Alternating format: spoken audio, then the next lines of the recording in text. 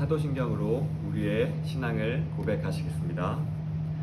전능하사 천지를 만드신 하나님 아버지를 내가 믿사오며 그 외아들 우리 주 예수 그리스도를 믿사오니 이는 성령으로 잉태하사 동정녀 마리아에게 나시고 본디오 빌라도에게 고난을 받으사 십자가에 못 박혀 죽으시고 장사한 지 사흘 만에 죽은 자 가운데서 다시 살아나시며 하늘에 오르사 전능하신 하나님 우편에 앉아 계시다가 저리로서 산자와 죽은 자를 심판하러 오시리라. 성령을 믿사오며 거룩한 공회와 성도가 서로 교통하는 것과 죄를 사하여 주시는 것과 몸이 다시 사는 것과 영원히 사는 것을 믿사옵나이다. 아멘.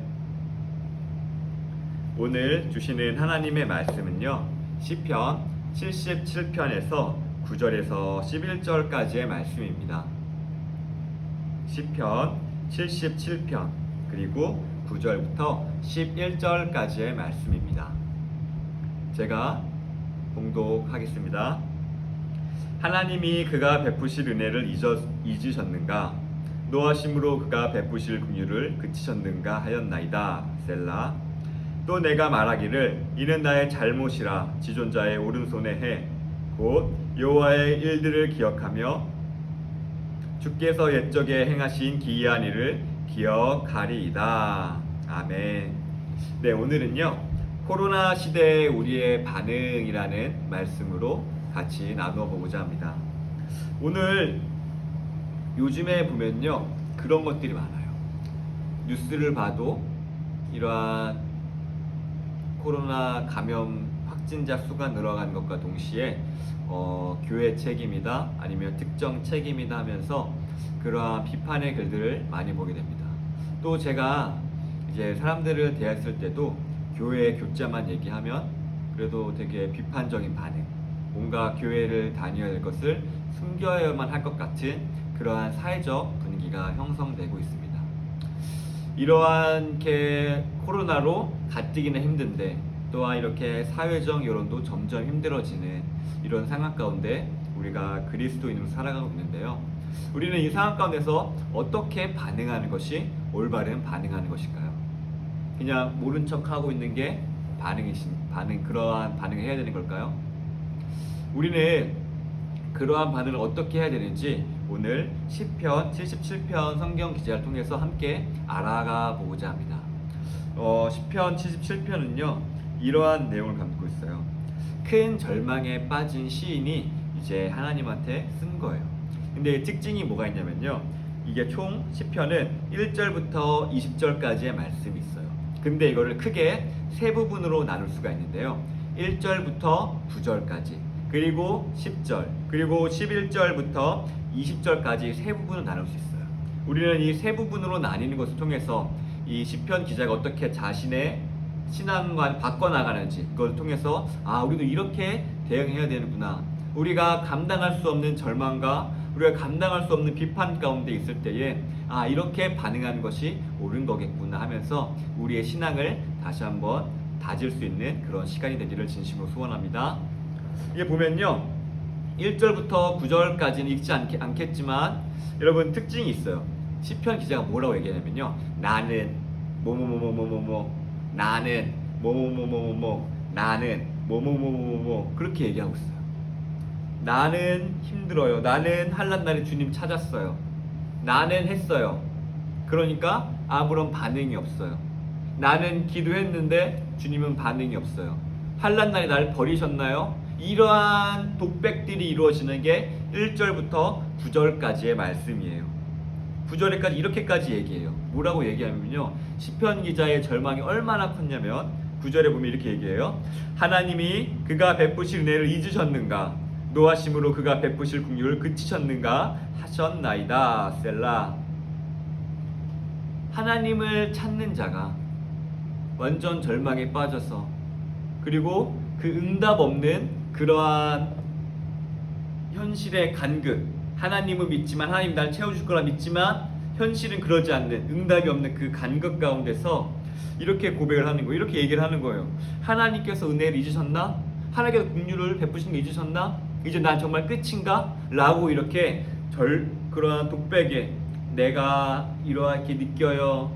내가 이 상황이 이래요. 내가 이러한 어려움이 있어요. 내가 이렇게 해야 되는데 날 도와주지 않아요. 라는 그러한 내가라는 중심이 돼서 이야기가 나아가고 있어요.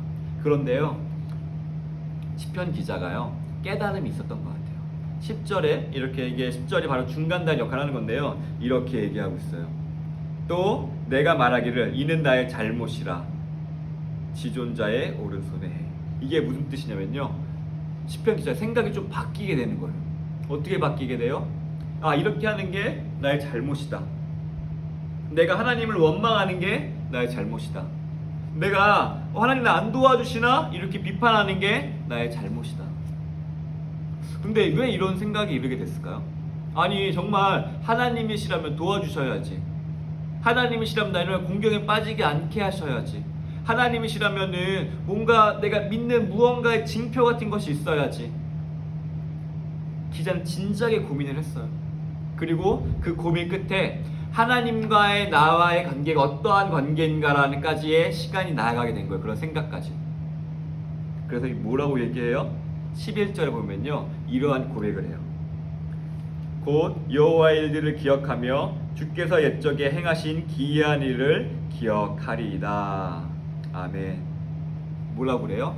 이제 시편 기자가요, 이렇게 고백을 하는 거예요. 지금 현 상황에만 기도한 것이 아니라요, 현 상황에만 갇혀가지고 아 주님 나 너무 힘들어요 어떡해요 이렇게 얘기하는 게 아니라요, 내가 주님께서 나한테 지금까지 보여주셨던 것들을 기억하겠습니다. 하나님께서 나를 지금까지 지키셨던 것들을 기억하겠습니다. 나한테 어떻게 역사하셨는지 내가 기억하겠습니다. 그리고 뭐라고 또 12절에 얘기하냐면요, 또 주의 모든 일을 작은 소리로 읊조리며 주의 행사를 낮은 소리로 되뇌이리이다. 아멘. 뭐라고 고백해요? 내가 과거에 하나님께서 나한테 역사하셨던 것들을 기억하는 거예요. 하나님께서 나에게 말씀을 통해서 역사하셨던 것들을 기억하는 거예요. 그러면서 이제 시편 기자는요, 그 절망의 구렁텅이에서 벗어나게 되는 거예요. 내가 왜 나만 안 되지? 왜 내가 어렵지 않은 것에서 이 현실에만 내가 몰두해 있다가요, 잠시 좀 떨어져서 이 상황도 하나 보게 되는 거예요. 멀리서. 옛날에 이 문제였으면은 이 문제에만 골똘히해서 그랬었는데, 이제는 한 발자국 멀어지면서 이것을 객관적으로 볼 수 있는 거예요. 그래서 어떠한 느낌이냐면요, 내가 현재 자체도 몰랐지만 한참 떨어져서 보니까 과거에 날 역사하셨던 하나님이 있어요. 그쵸? 멀뚱해서 보니까, 그러니까 현재의 문제를 보니까 아, 하나님께서는 과거에 이렇게 했을 때에 나를 도와주셨어. 그러니까 현재의 문제도 지금은 어려운 것 같지만 똑같이 해결해 주실 거야. 그렇기 때문에 그 바뀔 상황도 미래로 내다보면서 내 마음에 평안이 생기는 거예요. 하나님에 대한 믿음을 더 고백하게 되는 거예요. 그래서 뭐라고 고백하냐면 13절에 하나님이여 주의 돈을 극히 거룩하시오니 하나님과 같은 위대하신 신이 누구오니까. 아멘. 하나님 같은 이가 없다고 얘기해요. 그래서 이러한 고백을 할 수 있는 거예요. 현실만 보면요, 너무 어려워요. 현실만 보면 내가 비판당하고요, 현실 보면 내가 뭔가 시간을 뺏기는 것 같고요, 이런 비난 가운데서 내가 어떻게 해야 되지? 이런 핍박 가운데 있는 것 같은데요, 하나님께서는요, 과거에도 우리를 이끄셨고요, 그리고 지금도 이끄실 거고요, 미래에도 우리 이끄셔요. 왜? 하나님께서 우리와 약속하셨기 때문이에요. 우리는 그 약속을 기억하면 되는 거예요. 하나님, 내가 지금 현상에 빠져가지고 하나님을 부인하지 않겠습니다. 왜냐하면 과거에 이끄셨던 하나님이 지금도 이끄실 거고 앞으로도 이끄실 거기 때문이에요. 이게 무슨 예를 있냐면요, 엄마와 아기 예를 들 수 있을 것 같아요. 엄마가 있죠. 엄마가 잠깐 설거지하러 떠났어요. 근데 아기는 엄마가 없는 것 같아요. 엄청 울어요. 그런데 다시 엄마 오늘 다시 돌아오게 되죠. 그리고 그 아이가 몇 번 반복하게 되면은 아이는 이러한 믿음을 가져요. 엄마는 돌아온다. 잠시 떠나 있을 뿐이지 엄마 나와 함께하고 있다. 그러면서 울지 않게 돼요. 그게 바로 우리의 신앙이 되었으면 좋겠어요. 지금 당장 너무 힘든 것 같아요. 하나님 없는 것 같아요. 근데 하나님은 어디 다시 우리 돌아오셔서 우리를 역사하실 거예요. 그 과정에 있는 것뿐이에요. 우리가 여기서 무엇을 해야 되지? 어떤 것을 깨달아야 되지? 뭘 깨달아야 돼요? 하나님과의 우리가 과거에 있었던 것들을 깨달은 거예요. 우리가 하나님 없는 것 같은 이 시간 가운데서 우리가 똑같이 비판하고 난 안 그래 선 긋는 것이 아니라요, 나와 하나님과의 1대1 관계 가운데서 다시 한번 기억해 보는 거예요. 과거에 역사하셨던 하나님을. 그리고 이제 고백하게 되는 거예요. 과거에 역사하셨던 하나님께서 지금 이 상황도 해결해 주실 거야. 앞으로 해결될 거니까 나는 믿음으로 고백할래. 주와 같은 신이 어디 있나이까? 주와 같은 신이 어디 있나이까? 우리는 바로 이 지점에 있는 것 같아요.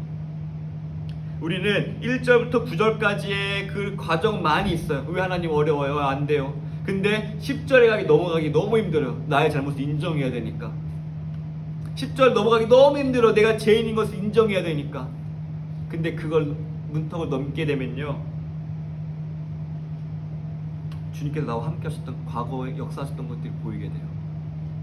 내가 죄인인 것을 인정하고요, 나의 이러한 것들이 내가 느끼고 내가 했던 것들에 대해서 벗어나서 하나님께 시선을 돌리고요, 그리고 그 시선을 하나님과의 약속에 돌리고요, 그리고 나와 함께 하셨던 그 시간에 그 시선을 돌리게 되면요, 바뀌게 되는 거예요. 주와 같은 신이 없나이다. 과거에 역사하신 하나님이 지금도 역사하실 거고 앞으로도 역사하실 거야. 그래서 20절에 이렇게 고백해요. 주의 백성을 양떼같이 모세와 아론의 손으로 인도하셨나이다. 아멘. 이게 우리의 고백이 되기 원합니다. 그냥 내가 이러한 중간 과정이 없이 그냥 주님께서 나를 모세와 아론의 손으로 인도하셨나이다 라고만 고백하는 것이 아니라 이 과정을 거치는 거예요. 하나님 왜 안 도와주시죠? 왜 하나님 너무 어렵죠? 국률을 잊으셨나요? 왜 이렇게 한국교회 지금 나를 버리시나요? 아니, 다시 한번 내가 잘못한 거야, 내가 죄인이야. 다시 그 시선을 돌리는 거예요. 나한테 했던 시선을 주님한테 돌리고요, 그 나와 함께한 약속 말씀에 돌리게 되고 나와 함께 하셨던 그 시간에 돌리게 되면 바뀌게 돼요.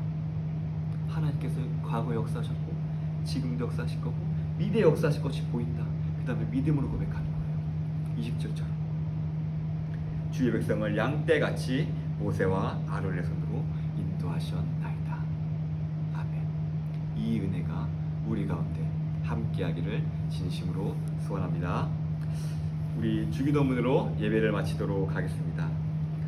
하늘에 계신 우리 아버지여, 이름이 거룩히 여김을 받으시오며 나라가 임하옵시며 뜻이 하늘에서 이루어진 것 같이 땅에서도 이루어지리이다. 오늘 우리에게 일용할 양식을 주셨고 우리가 우리에게 죄 지은 자를 사하여 준 것 같이 우리의 죄를 사하여 주셨고 우리를 시험에 들게 하지 마시옵고 다만 악에서 구하시옵소서. 대개 나라와 권세와 영광이 아버지께 영원히 있사옵나이다. 아멘. 안녕.